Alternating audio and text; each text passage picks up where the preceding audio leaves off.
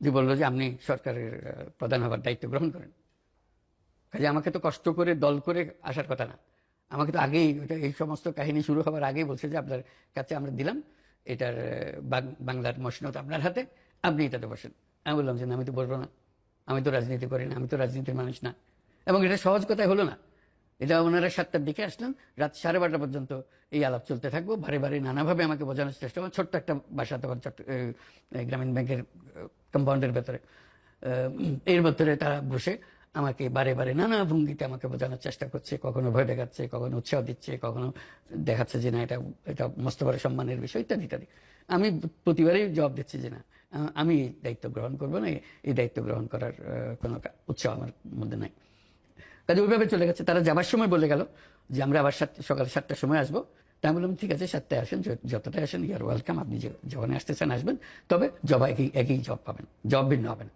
এটা আমি হঠাৎ করে জব দিচ্ছি না, এটা আমার স্থির সিদ্ধান্ত, কাজে এখানে আসবেন না। ওইভাবেই তো শুরু হলো। তারপরে এটা চলতে থাকলো, এই সরকার চলতে থাকলো। মাঝখানে লোক বললো আপনি কেন নিলেন না, আপনাকে তো দায়িত্ব নিতে হবে, না হলে তো এই দেশ চলবে না, অচল হয়ে যাবে। আমাকে নানা রকমের চাপের মধ্যে ফেলে দিল। অনেকটা মনে করলো যে আমি আমার দায়িত্ব অবহেলা করছি, আমার একটা দায়িত্ব এটা নেওয়া, এটা আমি অবহেলা করছি।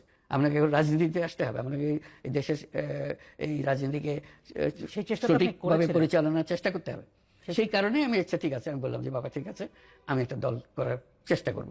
তো আমি এটা সবাইকে চিঠি দিলাম যে আপনারা কি মনে করেন আমি যদি এরকম করি। তো তারা নানা বিষয়ে মত দিল, কে পক্ষে দিল, কে বিপক্ষে দিল। সেটার থেকে এটা নেক্সট ইয়েতে আসলো যে এই দলের নাম কি হবে। তা আমি তাৎক্ষণিকভাবে জবাব দিলাম এটা নাগরিক শক্তি হবে।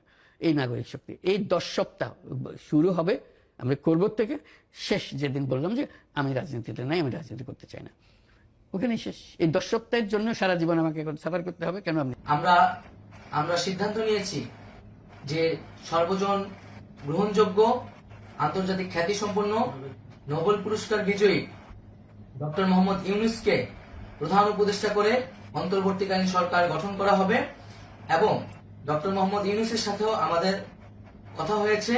তিনি ছাত্র জনতার আহ্বানে বাংলাদেশকে রক্ষা করতে এই গুরু দায়িত্ব নিতে সম্মত হয়েছে।